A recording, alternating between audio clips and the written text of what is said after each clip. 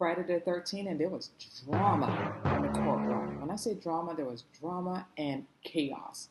Ye, Kanye West, arrived to the courtroom to give support to his friend Sean Diddy Combs, and he was accompanied with his son Christian Combs. Also, Thursday, Jane was her last day of testifying, and what she had to say in a stand, oh my gosh, was just crazy. And the people in the courtroom, it was silence. If the pen can drop, you guys would hear it. She testified during her break with Sean Diddy Combs that her and this famous rapper that Sean Diddy Combs know very well, and we all know him because he is a famous rapper, went to Vegas, celebrated his girlfriend's birthday in Vegas, and there was a lot of stuff was going down in Vegas, which we're going to talk about. Also, one of Sean Diddy Combs' assistant, Jonathan Perez, testified against Sean Diddy Combs, saying that he had a conversation with Christine Kamor, aka KK, about the whole freak off as well. Lastly, we're going to talk about jury number 6 that was dismissed from the trial because of his inconsistencies. And we're going to talk about it and dive in. So, hey everyone, welcome back to That's It.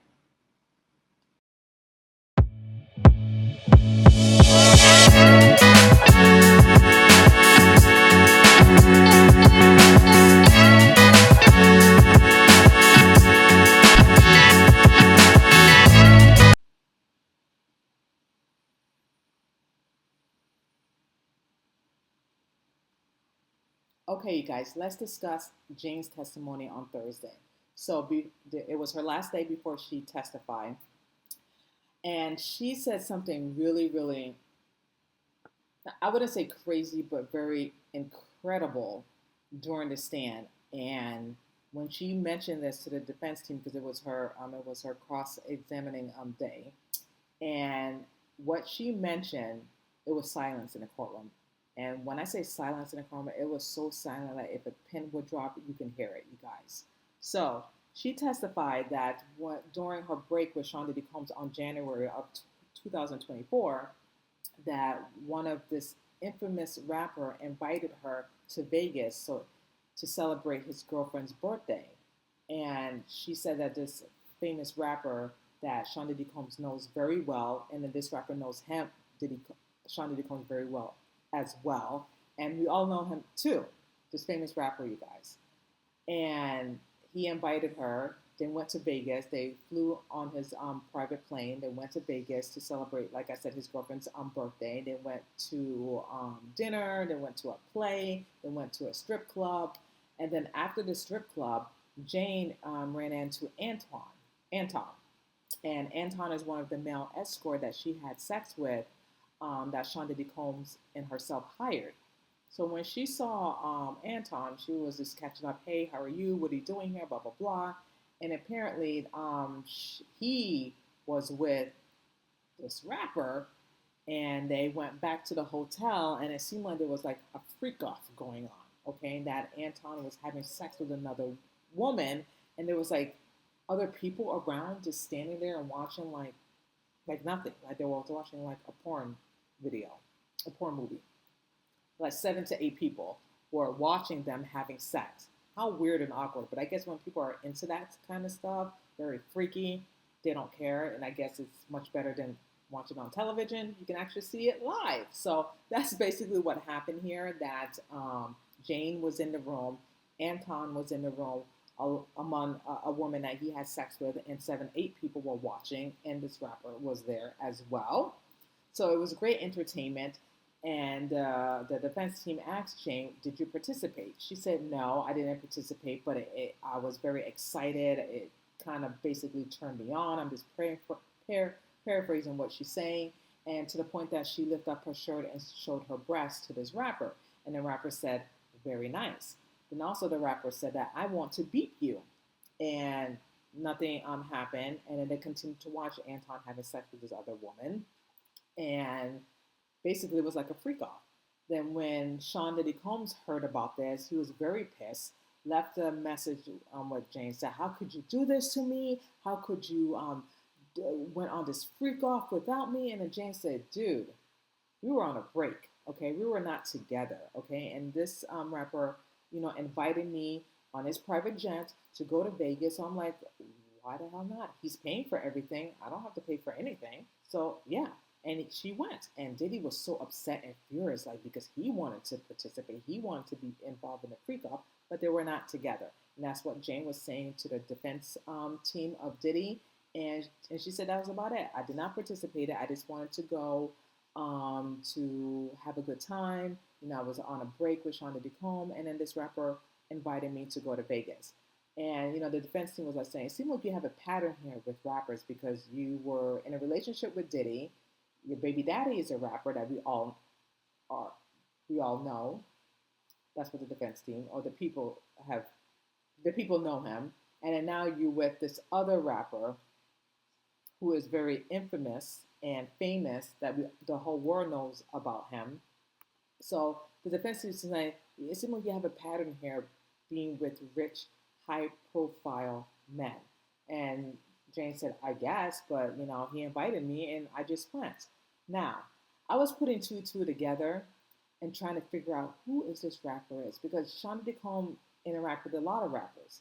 But this one, what Jane said that really pointed out to me, like she said, famous, infamous, that Diddy he knows Diddy very well. And on top of that, the girlfriend, her birthday was on January. Then I was like saying, this can't be. Then I was starting doing my research and investigating. I'm like, oh, that makes sense then. I believe, allegedly, this is Kanye West.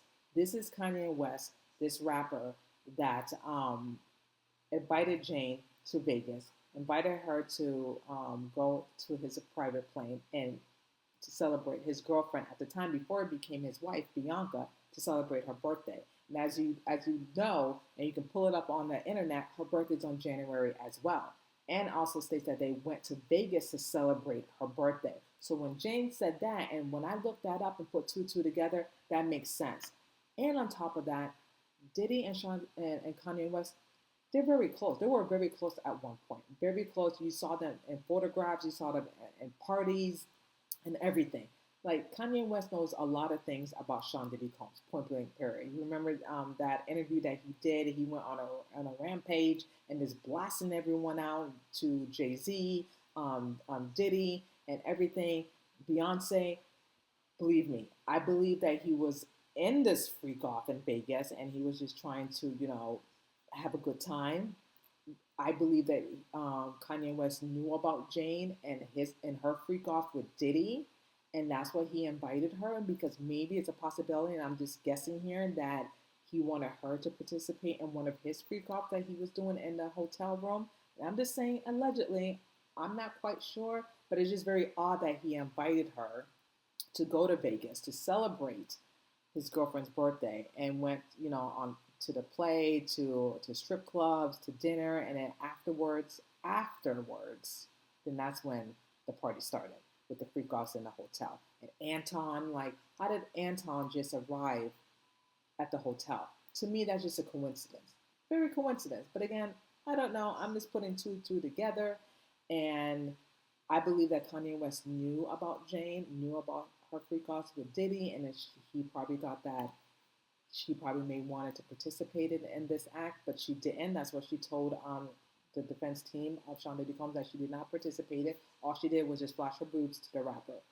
Now, this is just crazy, but drop it in the comments to if you think I'm correct, or if you think if this is true.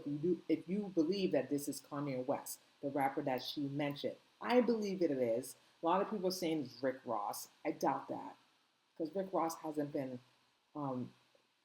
dropped a beat in a very long time. So I have to say, and I'm going to stick with this, I believe it's Kanye West. I believe it's Kanye West that that Jane is talking about, that he invited her to Vegas. But we're going to know more about that later on, and hopefully they will release the name that it's allegedly Kanye West, but I know it's Kanye West. Now, Kanye West, yay, I don't know, Yeezy, whatever name he's calling himself now, he arrived to the courtroom on Friday the 13th, and he made a grand appearance as you know, and he went to the courtroom and he escorted by Christian Combs, Diddy's son, and it was just a big crazy spectacle. Now, everyone was wondering, did he make it to the main courtroom? No, he did not, because I believe the judge didn't want that. I believe the judge didn't want any spectacles, and he didn't want the jurors to see that Kanye West was there. And I believe that jurors was not aware that Kanye West arrived to the courtroom until after the fact. But Kanye West went to the overflow room, and to give you a better explanation of that, you only in the main room. You only certain people are allowed in the main courtroom. 14 public people are allowed. Then you have 21 press allowed in the courtroom. Then you have Sean D. Combs' family in the courtroom. After that, that's it. Once that main room is full, then there's the overflow room where you can go to the room and watch the trial over the television and listen to audio as well. It's not the same as the main courtroom when you can actually see everything. So that's what happened. So Kanye West went to the overflow room. He only stayed there probably like 10 to 20 minutes. After that, he left. He didn't stay too long. But, will he be back on Monday? I'm not sure. But I don't think the judge wants him in that main room, because we don't know what he's capable of. We don't know what he's going to say or what he's going to do. Even though it's a federal case and it's a federal building, this is Kanye West we're speaking of, okay? He's been making not ramp pages, but just rapping on about Jewish people. He wants to whip Jewish people, dressing up as KKK. You name it, he was doing some really crazy, outrageous things. And the judge didn't want that, which I respectfully agree with. We don't want any spectacles. We don't want anything to tamper or to misinfluence the jurors. We don't want that, and the judge don't want that. So he shut it down, you guys. Shut it down. Said no. He can come because he is a public figure. However, he is not going to be in the main courtroom because, again, he doesn't want any spectacles in his courtroom, which I understand, which I get. Now, I want to get to the jury number 6. Now, everyone's having this big talk, what's going to happen with jury number 6? Is he going to be dismissed from the case? Is he going to continue on with the case?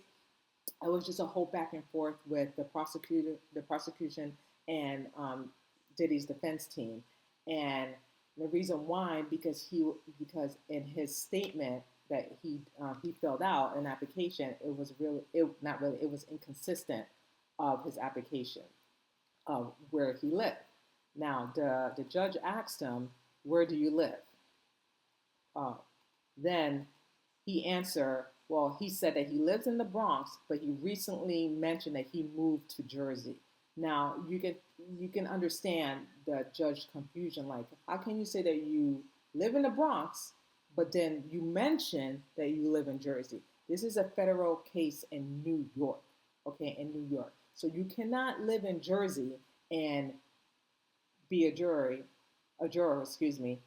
in New York. It doesn't happen that way unless you live in the Bronx, Westchester, or New York City. Those are the options. You cannot live in Jersey and commute from Jersey to New York. And judge said this is a big problem. But the defense team of Diddy saying it's not a problem. It's not an issue. Like, what's the issue about it? And then judge saying, are you kidding me? It's an issue because he lied in his application. He was inconsistent.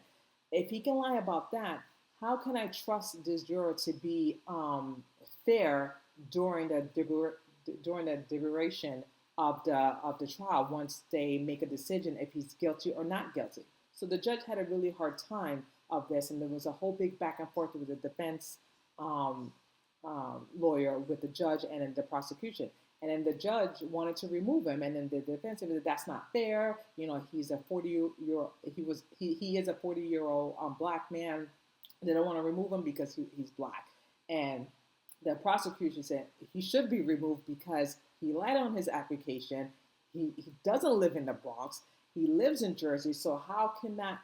It doesn't work. And then now the defense team said, "Oh, you just want to remove him because he's black, or what? This is a race thing." And then the prosecutor said, "That's absolutely ridiculous. First of all, we didn't even know. We was not even aware that he lied about his where he lived.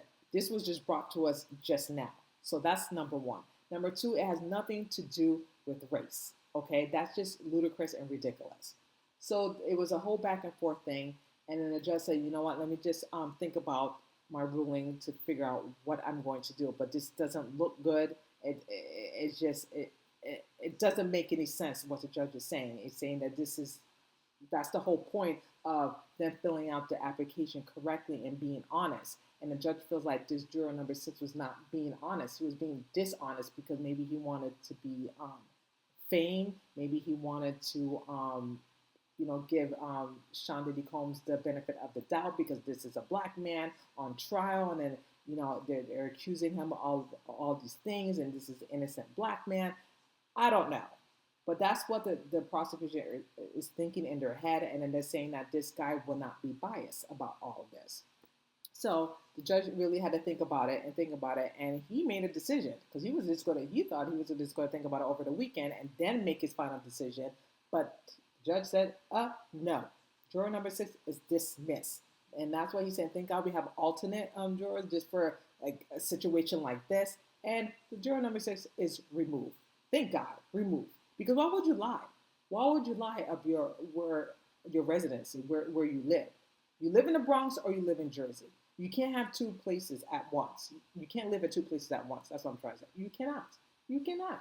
Live in the Bronx, live in New Jersey. You cannot lie and thinking that it's not going to catch up to you and thinking that that's okay.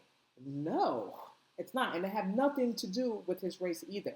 Point blank, period. You lied. You cannot be a juror, live in Jersey. It doesn't work that way. The case is not in Jersey, and that's what the judge is saying. The case is in New York City. The federal case is in New York City. It's not in Jersey. Plus, he lied. Plus, he was not consistent. So the judge made a decision, no, you're dismissed, but, defense is going to try to fight this, and, judge said, you know what, we have the weekend, let me just think this through, and then I will make my final decision on Monday. But I believe the judge already made his decision, to be honest with you. The juror number 6, he's dismissed. He's gone. He's finished. Goodbye, sayonara.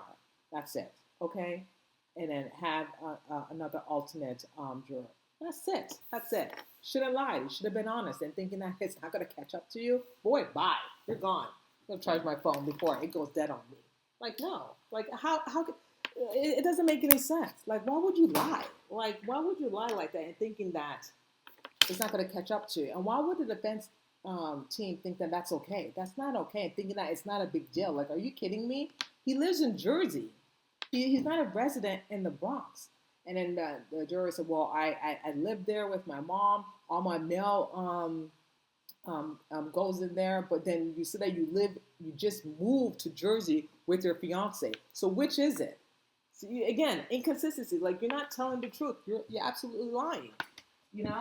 Absolutely lying, and it doesn't make any sense. So anyway, that situation, boy, bye. That's gone. Okay, he's out of there. That's why I like that judge. That judge don't play around. He is by the book, and he means business. And he doesn't want this to be tainted. He doesn't want any. He doesn't want a mistrial.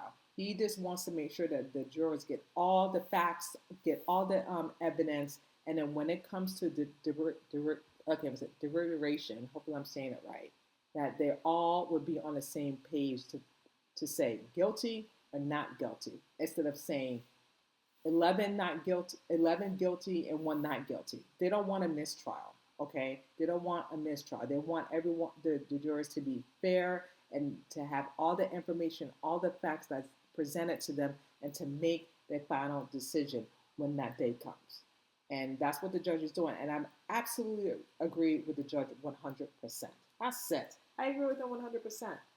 Now, Jonathan Perez. Jonathan Perez is a former of Sean Diddy Combs' assistants, and he's been an assistant with Sean Diddy Combs since 2021 until September of 2004.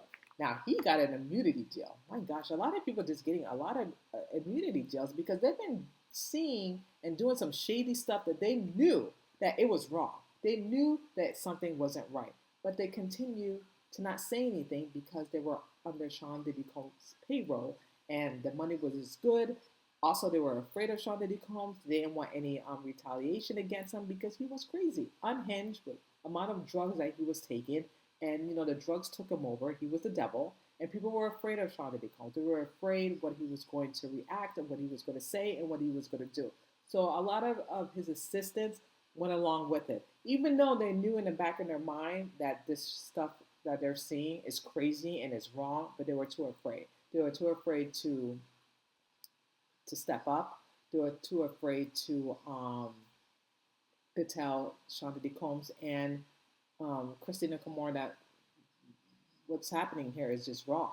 They were just too afraid because they didn't want to feel the wrath of Sean Diddy Combs. And Christina Kamor, the chief staff, she doubled down a bit. Oh, this is Sean Diddy Combs, it's just the drugs, he just didn't get enough sleep. Just making excuses for this man of his bad behavior. Okay? But anyway, so Jonathan Perez is testifying against Sean Diddy Combs, and basically he's just laying out, the conversation that he had with Christina Kamor, saying that he helped out, setting up the freak offs, helping out, cleaning up the freak offs and stuff like that. That Christina Kamor was there, also just helping out and stuff like that. So giving, buying the supplies, buying all these candles, these baby oil, these glycerides, you name it. She was buying all the supplies so the assistant can, set everything up for this freak off production. Okay, yeah, I call it production because it's a production. It's crazy, and they provided money.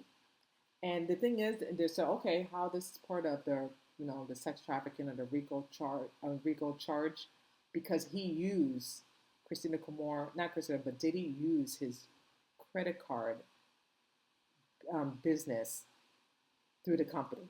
Okay, so that's part of RICO because he paid for all this items, and he used his company's credit card for it. It's not like he paid in cash, because when you pay cash, there's no paper trail. There's only receipts, and then you throw away the receipts. But when a company's credit card, obviously you have to present it to the accountant. The accountant have to put it in the books if it's a legit accounting, and everything. So that's what Jonathan Perez said, that they used the credit card, the business credit card. What am I saying? They used the company's credit card, yes, to buy all the supplies. Okay, and to me, if someone's signing an immunity deal, that he had a lot to say, that things that he didn't want to be arrested for. You know what I mean? Like, he didn't want to be implicated of all of the freak off things that was happening. So I thought that was very interesting that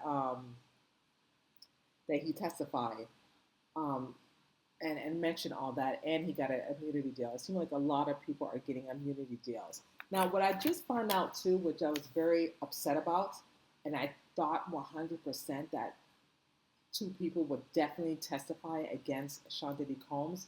It seemed like Christina Kamor and D-Rock, because I've been hearing those two names consistency all the time. They may not testify against Sean Diddy Combs. Now, it's two possible things. One, maybe Christina Kamor is going to testify on the behalf of Sean Diddy Combs. Or two, she's just staying silent and she's not saying anything. Okay? Same thing with D-Rock. It seems like D-Rock is not going to testify either. Now there's a possibility they might testify on the behalf of Sean Diddy Combs, or they keeping their mouth shut and they're not going to say anything. Now, if, and this is a big if, you guys, if Sean Diddy Combs is presented guilty, that's me, Christina Kamor, D-Rock, or whoever was involved, the co-conspirators, they're going to go to prison. Okay, if they did not cut an immunity deal with the prosecution, and if Sean Diddy Combs is found guilty, they're going to prison. Maybe that's what they're hoping for, that he is found out guilty and then they can just walk scot-free. But that's a big gamble. That's a big gamble that they're taking, especially Christina Kamor, because her name was mentioned multiple times by witnesses after witnesses after witnesses. Also, D-Rock, the security guard of Sean Diddy Combs. So it's a big risk that they're taking if they didn't do the immunity deal. Okay, if they're going to testify for Sean Diddy Combs on his behalf, okay, let's see. Let's wait and see. We're not sure yet. But what I do know who's going to testify on Monday, which I wrote down, and we all know this name, is Brandon Paul. Now, this is Sean Diddy Combs' mule, substance mule, who provided all the drugs. Okay, I remember, I think he got arrested in Miami, I believe. I'm not quite 100% sure. And he's going to be testifying against Sean Diddy Combs. And that's going to be the last person to testify until the defense team of Sean Diddy Combs, they're going to present people that's going to testify on the behalf of Diddy. And I'm very curious of the names on that list. I'm very curious if it's going to be Christina Camor, that everyone calls her KK.